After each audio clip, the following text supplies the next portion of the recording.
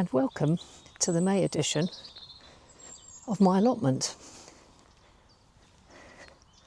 It's the 1st of May today, so I thought as things are moving thick and fast, it would be a lovely idea to do an early month update, and there'll be at least another one in May, because we all know as keen gardeners that May is an incredibly busy time.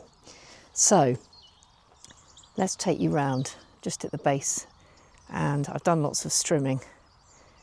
I brought my husband's strimmer up, cleared a few paths. The fruit trees are out now, the blossom's almost over, and looks like we're going to have another really good apple harvest this year, and plenty of pear tree blossom as well, so I'm really happy with that. Be good to get some pears this year. So welcome to plot 15, and I'm just going to show you what I've been up to. April was quite busy, quite dry as well, which was really good. So let's start at the beginning, and I figured that these fruit trees, is that down there then?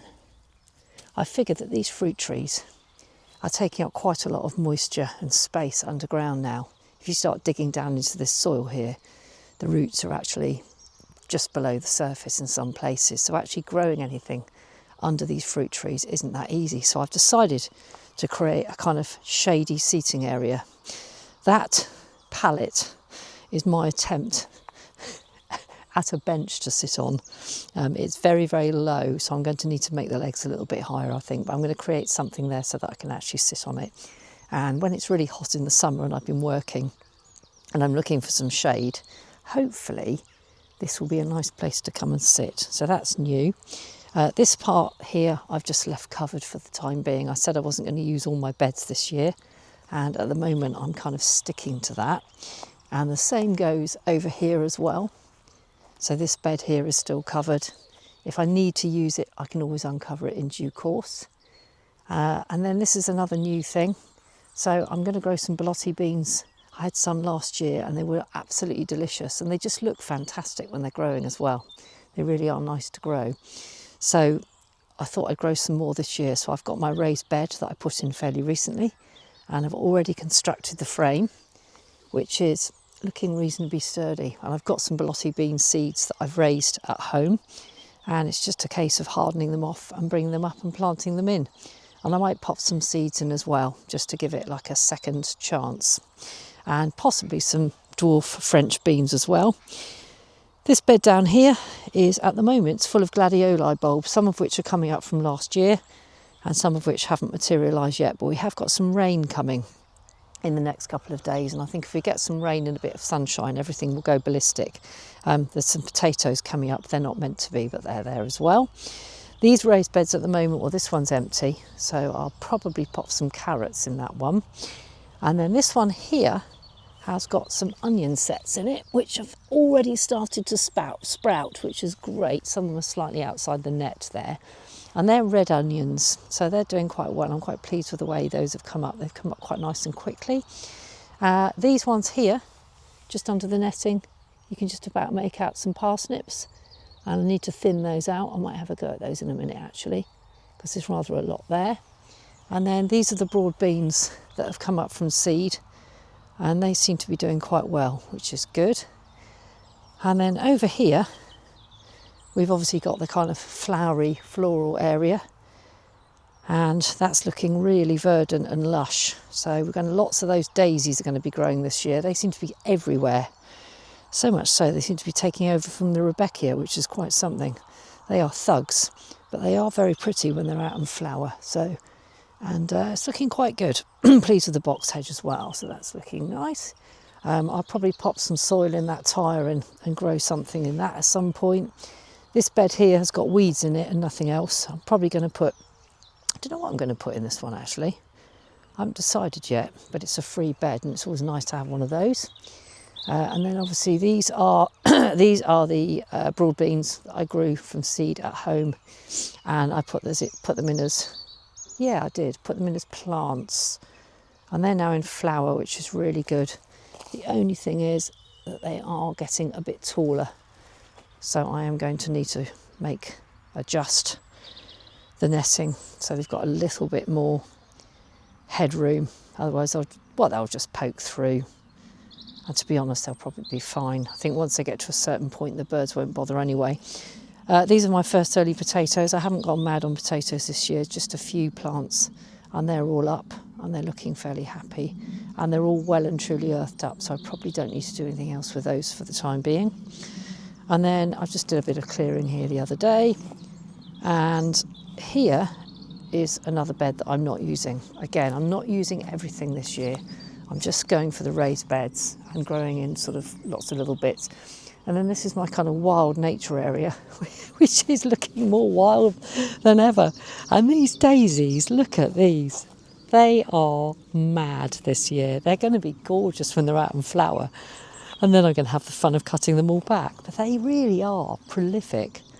And I'm just thinking, actually, with this, is this an apple tree? I can't remember what the hell it is now.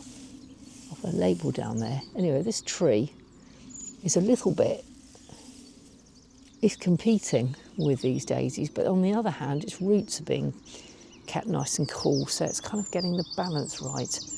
But I think it's probably going to need a little bit of clearance. But yeah, it's looking pretty wild around the nature area. The pond could do with a bit more water.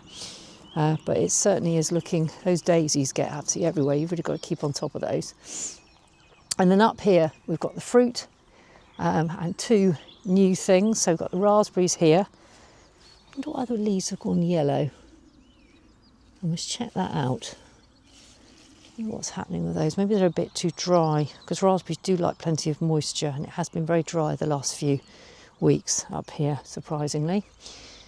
What I have done this year, to head it off at the pass, is I've made sure that my gooseberries are completely covered in mesh. And that is so important, because the last 2 years the birds have had the lot.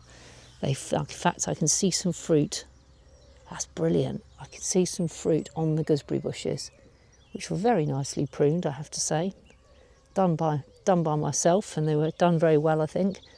Anyway, hopefully it'll be a decent crop of gooseberries, and this year the birds can't get to them, which is good. I've got in there nice and early.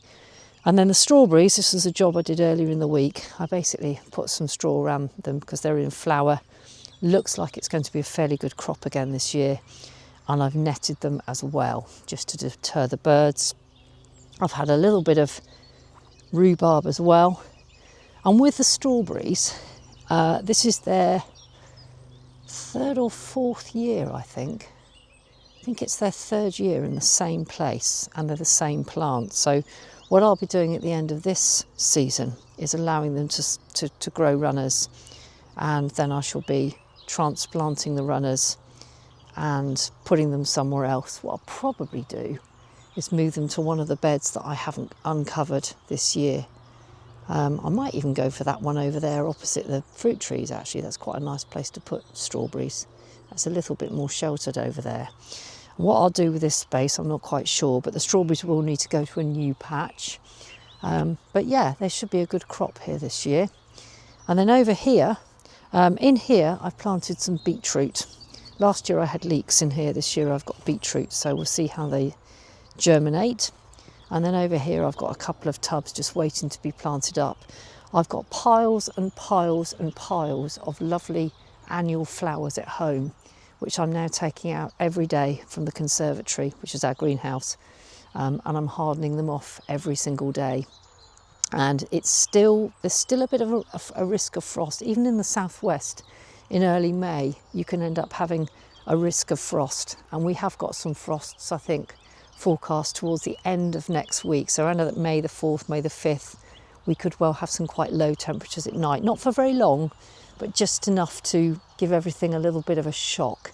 So I'm going to wait at least another week, and then I will be coming up here with some flowers to plant in various tubs and containers, which will really enhance the allotment and make it look nice. And over here, the compost bins, I just wanted to mention these because although this compost isn't very good, and I wouldn't necessarily want to spread it on my soil, what I did do was the bed that I've turned into a seating area, where the pallet is over there, I borrowed some soil from that bed in order to basically put some into some raised beds. So there was a little bit of a hole in the ground.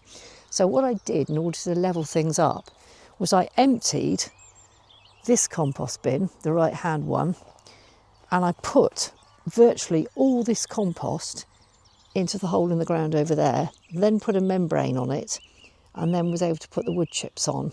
And then I've moved the compost from the right hand bed into the left hand bed, into the compost bin rather, sorry, the right hand compost bin into the left hand compost bin. So I've actually done some compost turning. So that compost, although it's full of weeds, it's actually served a very useful purpose. So you can reuse compost for all kinds of things. And there's nothing to stop you, if it's well rotted, actually putting it at the very bottom of a container and then topping up with something like decent compost from a garden centre or soil or something. So it has got a use, even if it's got, you know, even if it's made of rotted down weeds, you can still make sense, you can still make use of it. So that's looking more or less all there. And yeah, it's been a busy month. And then over here, I've just got a few of those daisies in tubs. The daffs have long finished, and everything's looking, I think everything's looking very nice. And I've cut the paths quite a few times now, and I've done some edging, and I'm really pleased with the allotment. Actually, it's coming on really well. So the next few jobs, as I said, the next things to do will be to pop in some flowers, which I'll do in the next couple of weeks. I've also got some velocity bean plants to sow out, and probably some French bean plants as well. I've got to give a little bit more height to protect the broad beans, and I'll do something with that low bench and make it a little bit less low. And I'll think about how I'm going to use the 2 remaining beds. I do want to plant some carrots, but one job I am going to crack on with now is I'm going to crack on with pricking out and thinning out some parsnips. I'll get my words out in a minute. Anyway, that's what I'm going to do now. Okay, so let's just dump my bag and give this a little whirl. Oh no, that's it's the wrong one. That's my I'll get my words out in a minute. That's my onions. So the parsnips, if anyone's never grown parsnips before, there's one word that sums up growing parsnips, and that is you need patience. It is incredibly slow, and they can take weeks and weeks to germinate. So what I'm going to do is I'm just going to slip over to my shed, which I will do. I'm one of these very fussy people who always wears gloves when I garden.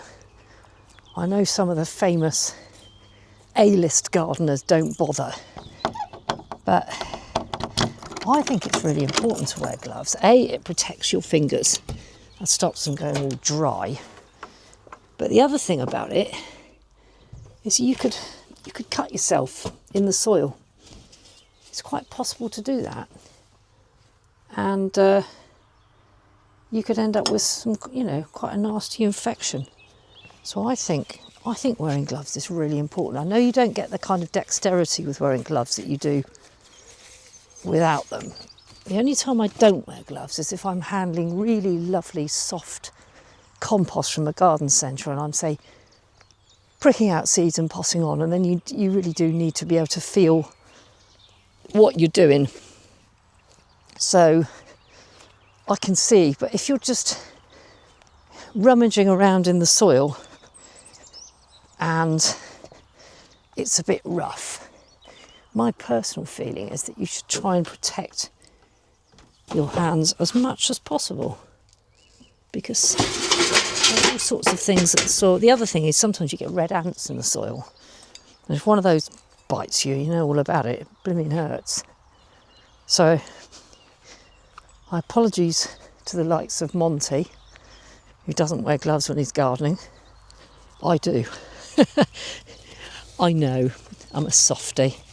Right, so what I'm doing here is just getting rid of a few weeds at the same time. And I've got my little bucket here.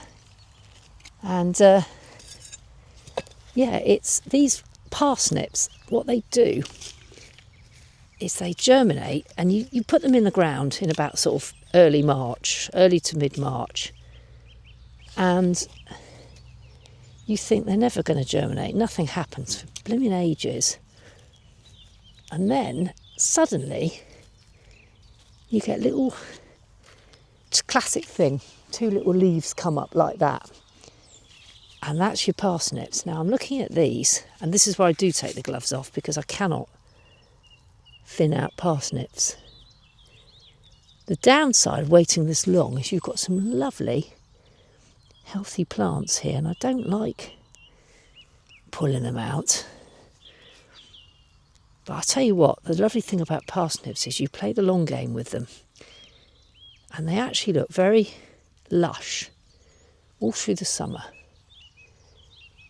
And you don't know what's going on, but what is going on is there's some lovely vegetables growing under the ground. And then you get the first frost, sort of November time. And then you can start eating them. It's a bit like sprouts. They need a frost on them because it makes them sweeter. It is true. But what I tend to do with parsnips is not touch them till Christmas. And there is nothing as lovely as coming up to the allotment on a late, cold December day and harvesting veg for Christmas dinner. It's absolutely magical.